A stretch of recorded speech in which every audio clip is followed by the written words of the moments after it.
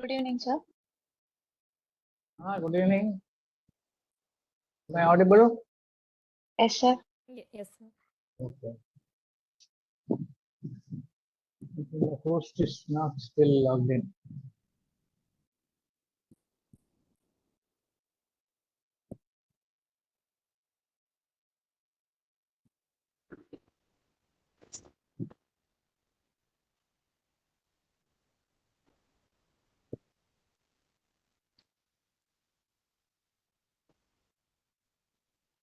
Sir, good evening, sir.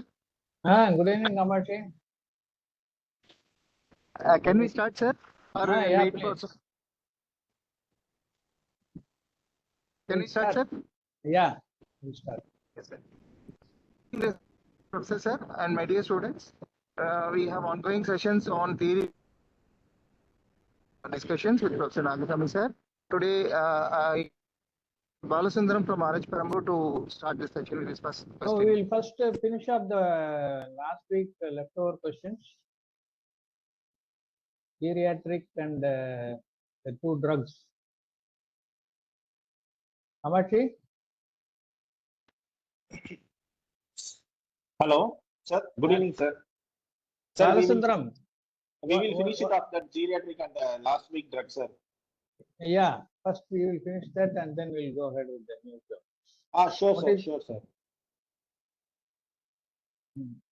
What are you going to present now? Sir, Sir? me, sir. Who is going to present the geriatric?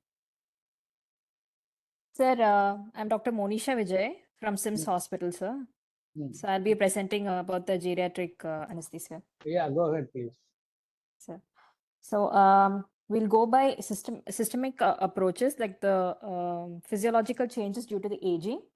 So in cardiovascular system, morphologically, there is a reduced amount of myocytes, left ventricular wall thickening.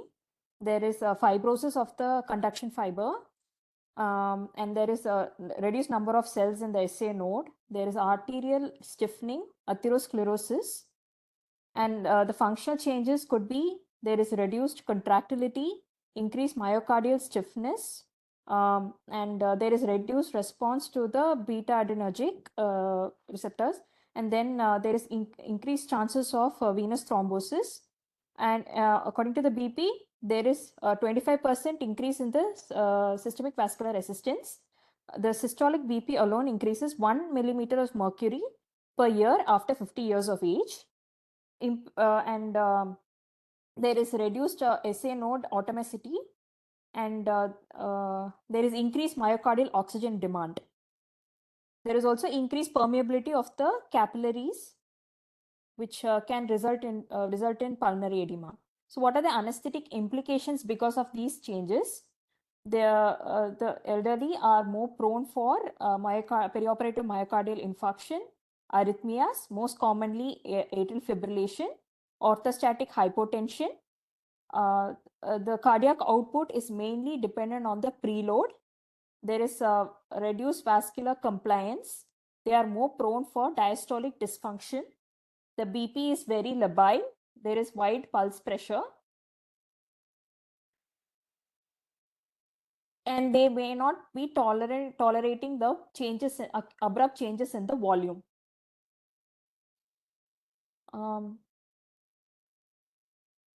There are increased chances of bradycardia and hypotension during the induction. And next is respiratory system. So in respiratory system, the gross anatomy, there is a decrease in compliance. There is increased chances of upper airway obstruction. They are edentulous, weak pharyngeal muscles. There is increased stiffening of the chest wall and barrel-shaped chest. There is reduced ciliary function. And all these result in reduced effective cough. They may not, there is difficult mask ventilation. There is not a perfect seal with the mask, and there is a risk of aspiration. And physiological changes, there is increased anatomical and physiological dead space. There is increase in perfusion mismatch, ventilation perfusion mismatch. According to the functional residual capacity, the relationship with it to the closing capacity, the closing capacity increases. That is the rate at which the smaller airways close increase, and the changes occur when the FRC is equal to closing capacity is at the age of 45 in the supine position, and at the age of 66, even in the upright position, the FRC is equal to the closing capacity. There is 50% reduction in the ventilatory response to hypoxia and hypercapnia, and the residual volume increases 5 to 10% per decade. The FEV1, post expiratory volume at 1 second, reduces 6 to 8% per decade. There is reduction in the resting PaO2, and they are more sensitive to narcotics, which result in the reduced respiratory drive and again aspiration.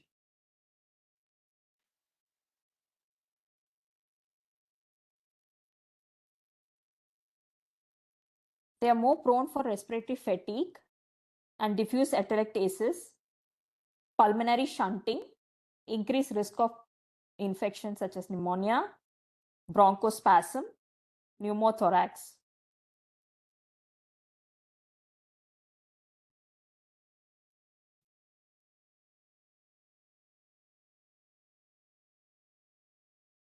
CNS and psychological. CNS, there is widening and deepening of sulci, increase in ventricular size, there is reduction in the width of the gyri, thickened meninges, there is reduction in the myelinated neurons, increase in the glial supportive cells, there is increase in the neurofibrillary tangles and senile plaques that result in Alzheimer's. The number of synapses per neuron is being reduced. Physiological biochemical reactions in the CNS. There is reduction in the cerebral blood flow 28% by 80 years of age, loss of cerebral autoregulation, reduction in the response to the hypercapnia, reduction in the calcium uptake, which results in the there is reduction in the neurotransmitter release that will result in the reduced exoplasmic transport. There is disruption of the hypothalamo-pituitary axis, which results in increase in cortisol reducing hormone and vasopressin. There is reduction in the estrogen. This results in obesity, diabetes, hypertension, and atherosclerotic changes.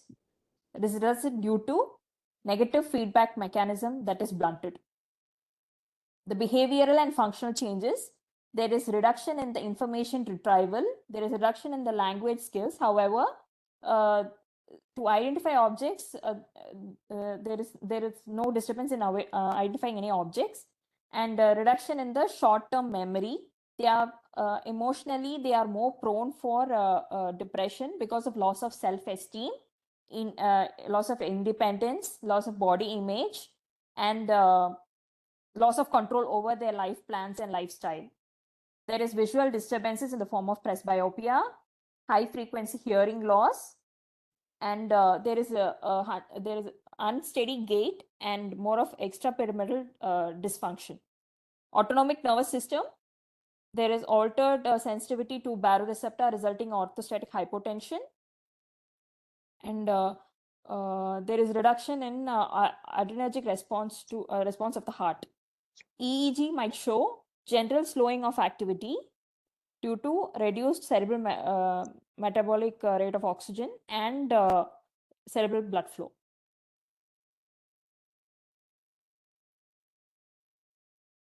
Genitourinary system, there is reduction in the renal cortical mass 20 to 25%, reduction in the GFR with 1 ml per minute per meter square after 40 years of age, and as the result of diabetes, hypertension, and vasculopathy, there is reduction in the renal function. They are more susceptible to non-steroidal anti-inflammatory drugs and IV contrast. There is reduced response to the renin-angiotensin-aldosterone system. There is acid balance derangement and electrolyte imbalance. Due to the aging kidney, there is reduction in the there's altered drug metabolism by reduction of drug clearance. Then there is reduced renal creatinine clearance and reduced sodium concentrating capacity. Thus, they have increased risk of perioperative renal failure. They are more prone and susceptible to reduced cardiac output, hypotension, hypovolemia, and hemorrhage. And they are more prone for urinary tract infection and benign prostatic hypertrophy. We have to be careful while catheterizing the patient. Gastrointestinal system and hepatobiliary. There is increase in the gastric pH as a pH. There is a reduction in the reduced gastric emptying. The lower esophageal tone is being reduced. They have issue with the chronic constipation. So as a result, they are more susceptible to increase in aspiration, NSAID-induced ulcers, and there is reduced drug metabolism because of the hepatic 40% reduction in the hepatic blood flow and the hepatic function. There is reduction in the plasma albumin levels, which can also alter the drug metabolism. So to avoid, we can avoid NSAIDs, head and elevation, proton pump inhibitors can be given, and judicial use of laxatives.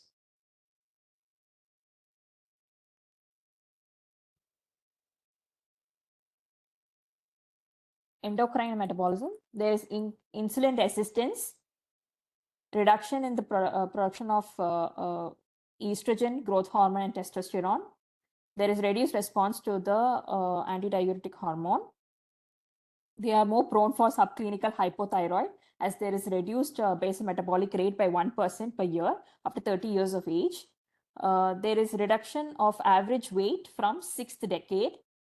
Deranged sodium, potassium, and glucose metabolism. So if we follow tight glycemic control, that might result in hypoglycemia. There is malnutrition, and they are more prone for CAD, peripheral vascular disease, wound infection. Hematologically, there is presence of anemia, reduced immune response, hypercoagulability, which results in deep vein thrombosis. Musculoskeletal, there is reduced muscle mass, relative increase in the fat percentage, which will accumulate the drugs, and the elimination half-life of the drugs is delayed. And in skin, the skin is fragile, wrinkled, and sagging, which with the fragile skin is more prone for trauma. And in the wrinkled and sagging skin, there is difficulty in venous cannulation, and they are more prone for extravasation. They are more prone for degenerative joint diseases like osteoarthritis, osteoporosis. There is poor oral dentition. They are more prone for decipitous ulcers. So padding of the pressure points is necessary during positioning. And there is more increase in extrajunctional spread of acetylcholine receptors. So we have to monitor the neuromuscular blocking agents. They are more prone for fractures and dislocations. So proper care should be done during positioning and transport. Due to calcification and laxity of the ligament, there will be difficult in while doing the spinal anesthesia procedure. Thermoregulation, there is reduced basal metabolic rate. They are more prone for hypothermia, and there is reduced subcutaneous fat because there is the interthreshold region, that is the increase in sweating threshold and reduced in this shivering threshold is increased during the anesthesia. They are more prone for the shivering. They are more prone for the hypothermia. The protective mechanisms as vasoconstriction is reduced as they age.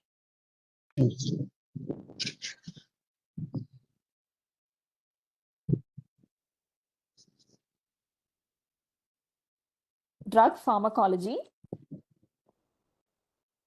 So there is reduced circulatory albumin, which binds to the acidic drugs. So this indicates that free level of drug is increased, and there is increased alpha-1 acid glycoprotein, which binds to the basic drugs. So the example of acidic drugs may be pethidine, diazepam, and basic drugs is lignocaine. The volume status is contracted about 15%. So there is reduction in the central compartment. So there is increase in the concentration of the drugs when we are giving as bolus. There is increased relative body fat, which will increase the volume of distribution and prolong the action. Hepatic and renal dysfunction due to the aging may also alter the drug metabolism. The anesthetic implication are we have to reduce or alter the drug dosages accordingly. We should reduce the sedation, 50% reduction in the induction agents. They are more susceptible to narcotics, so we have to reduce the opioids, especially remifentanil. And we have to reduce the minimum alveolar concentration. The ideal is 1.5, and reduce the local anesthetic doses.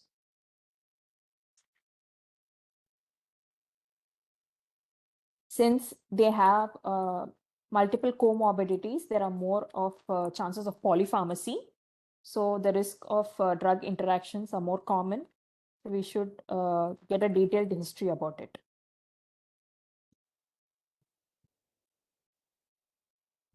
So this is about the systems. So next I will go about the approach to a patient. So the issues of concern are they might not be accompanying with their family members. They might be accompanying with their caretaker. So while taking history, we should be very careful documenting from whom we are taking the history. And patients will be who are subjected to emotional stress may not be giving us a proper history. So we have to assess them carefully. So building up a rapport and getting that confidence over us is a very, very important step. So getting the proper history, physical examination, and focused diagnostic workup, understanding the patient's physiology is vital to forming a safe and effective anesthetic plan. The functional changes are not uniform in all, so individual assessment and planning is essential. We have to see whether we are approaching a patient in an emergency situation or an elective. What are the comorbidities they are facing, and we have to risk stratify the patient. We have to explain them the surgery, about the surgery, and what are the plans, what are the alternatives to the surgery, and about getting the consent. So in preoperative assessment, we are judging the ASA physical guidelines, the necessity of the surgery. We will have difficulty in assessing the functional reserve, that is the reduced mobility, inability to cooperate or comprehend. So in history, we have to assess what's the background to the admission, history of comorbids, hypertension, diabetes, ischemic heart disease, malignancy, Parkinson's, Alzheimer's, dementia, old history of stroke, then past history about any surgery or any hospital, long-term hospital admission, recurrent hospital admissions, any anesthetic experience, and any history of alternate medicine, history of allergy, social and family history, any habits like tobacco, chewing, smoking, alcohol, and sleep patterns, we have to assess the sleep patterns, then the history of denture, pacemaker, any joint replacement, any antidepressants, skeletal deformities which may affect the positioning, then about their nutritional status. The risk stratifications, the cardiac risk stratifications, the reverse cardiac index can be used, and about the physiological and operative severity score for enumeration of mortality and morbidity, the POSSUM score, and acute physiological and chronic health evaluation for critically ill patients, that is the Apache score, and frailty, and about the mini cog. So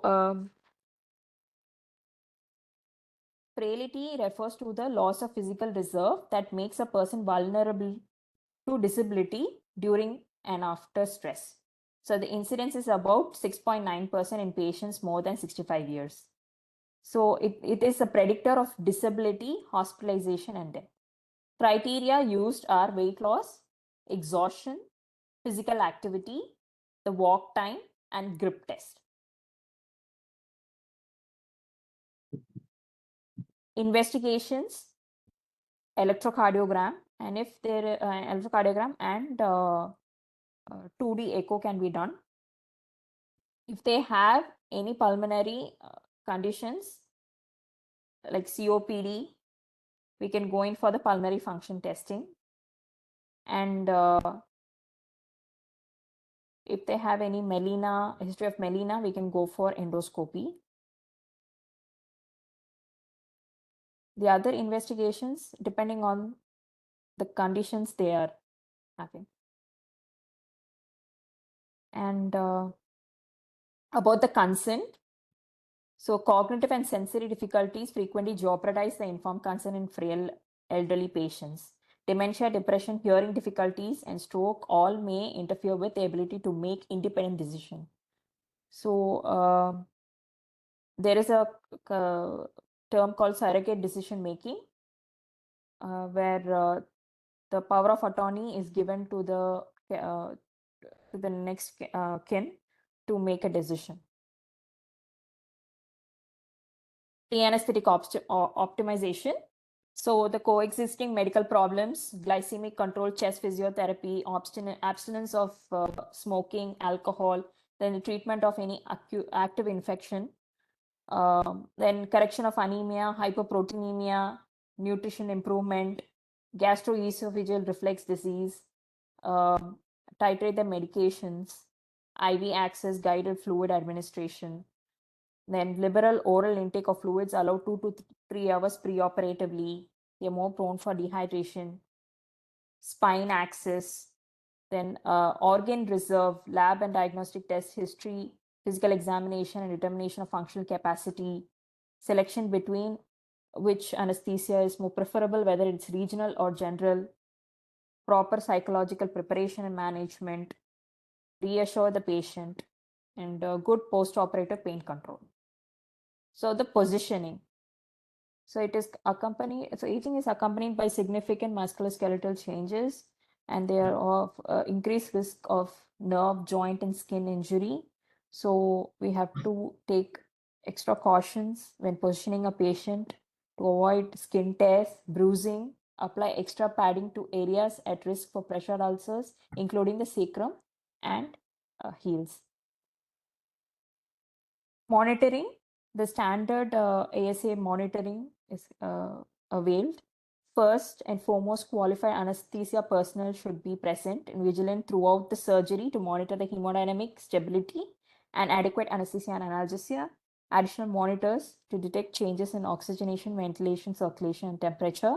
Evidence is lacking in concerning the use of electroencephalogram, such as bispectral index and the incidence of postoperative cognitive dysfunction. Some may have hypothesized that processed electroencephalogram may improve the ability to titrate the anesthetic dose carefully. So the fluid management, depending on the cardiac and renal abnormalities, geriatric patients often have poor tolerance to hyper and hypovolemia. To compound this issue, older patients frequently present for urgent surgery at either extreme in terms of volume status, ranging from fluid overload in the setting of congestive heart failure to severe dehydration following a fall. In general, moderate administration of crystalloids or colloids to maintain euvolemia and avoid congestive heart failure exacerbation, pulmonary edema, and dilutional coagulopathies is appropriate for most patients. General anesthesia.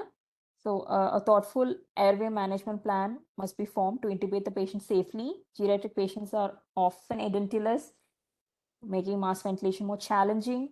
They have decreased cervical extension, impairing the direct laryngoscopy.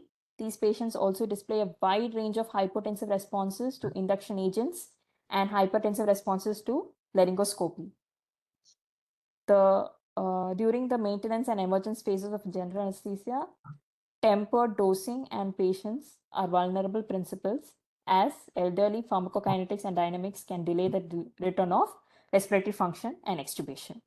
The difficult airway maintenance must be more difficult because of the osteoporotic mandibles, loose teeth, and decreased buccal fat of fat, temporomandibular joint stiffness, cervical spondylosis, arthritis of the atlanto-occipital joint. The induction agents, about 30 to 50% increased sensitivity to propofol in elderly. Greater hemodynamic changes may occur. So the induction dose reduced to 1.7 mg per kg. Etomidate is considered as the ideal drug, less hemodynamic effects, but are more prone for cortisol and aldosterone suppression. Thiopentol, no significant age-related changes, brain responsiveness or pharmacodynamics. However, the central volume of distribution of thiopentol decreases in elderly, and total induction load need to be reduced to 2.5 mg per kg.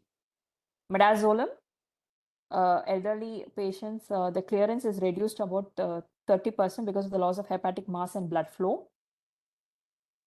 In opioids, the receptor affinity, density, and binding may change with aging, excreted mainly by the liver, metabolizers and kidney. And some of the metabolites of opioids, like are pharmacologically active, persistent analgesia, and increased risk of respiratory depression. So 50% reduction in the doses is needed.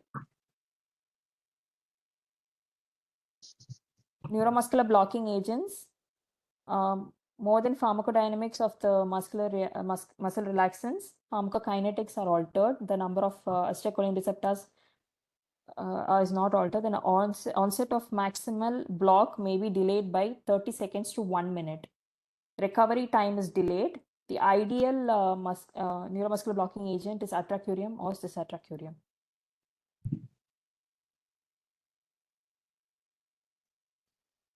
For neuraxial anesthesia,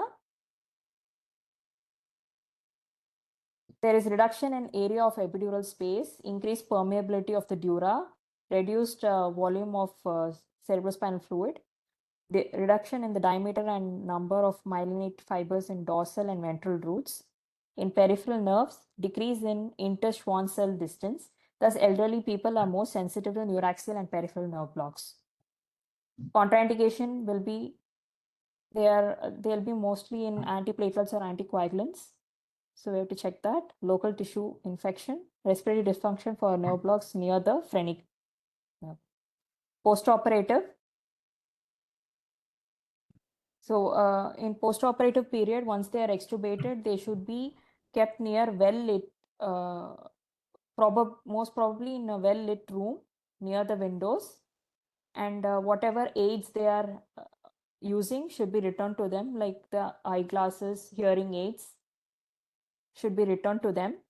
They should be placed in head and elevation. Proper attention to the proper pain control should be given. And titrate the drugs to be administered. And the nurses should be educated about the post-operative cognitive dysfunction, and the presence of acute delirium. They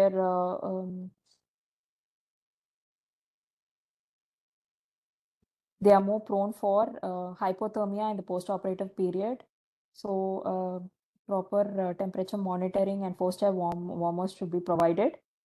Supplemental oxygen, and then TVT prophylaxis, proper nutrition to be given, fluid management, and blood sugar monitoring to be done. And vigilant about the post-operative cerebrovascular accidents, myocardial infarction, and urine output to be monitored as they are more prone for acute kidney injury, and respiratory depression to be aware of. Thank you, sir. Very good. Are you a primary or a post-DA candidate? Primary, sir. Primary.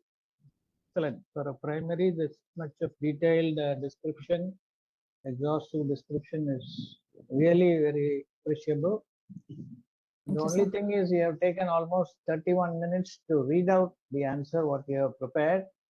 Yes, sir. And those who are going to write the answers, they have to finish the answers within 20 minutes in the theory exams. Yes, so sir. it should be more concise. First and foremost, who is an elderly patient? What is the age criteria to define a patient as elderly? So elderly patient more than 65, sir. That is the first thing you Yes, should mention. Okay. Yes, sir. Who are all the candidates who belong to the elderly category? Age-wise, you must first define Yes, the sir. age. Second thing is, what are all the various changes you have described in various organ systems in the elderly patient? Do they all occur similarly in all elderly patients? No, sir, it depends on the genetic So, predisposition. so how do you classify that? Some patients, even at the age of 90, you will find they are very sharp, they are standing erect, and they are able to recall, they have a good memory, they are able to do their things on Depending their own. on the lifestyle they are practicing and their Is geriatric. there any classification of these elderly based on their age and physiology? It is classified into two categories: chronological age and physiological age. Some Okay. people never age. That is what we say when they are very fit and healthy during, even at the age of 85, 90. We call them, they are physiologically young, but chronologically old. Okay, so that is the first and foremost point that you should include in your answer. That first thing, who are all the patients who come under the category of elderly, and whether they are physiologically old or chronologically old. That is what we have to define. Second thing, and of course, each and every system, it would be better that if you write what are all the physiological changes that are expected to the increase in age and pathological changes that can affect those systems. If you classify them and write like a tabular column for each and every system, then it will be more easy for the examiner to find out whether you know the concept when you have understood that, and then it is easy for you to make a faster completion of your answer, because even as a bullet point you can write all these points on the physiology side, and pathology side you can write them as a bullet point and complete your answers within the given time. Yes. And there have been some repetitions in your answer which you have prepared, like about the fluid management, hypothermia, which are all coming again and again. And some more importance should be given to the post-operative cognitive dysfunction, which is very, very common, among which electrolyte imbalance like hyponatremia is a very, very important common occurrence, which will create a disorientation or altered behavior in these patients. Otherwise, it's a fantastic presentation that you have made, and I'll just share my screen with you for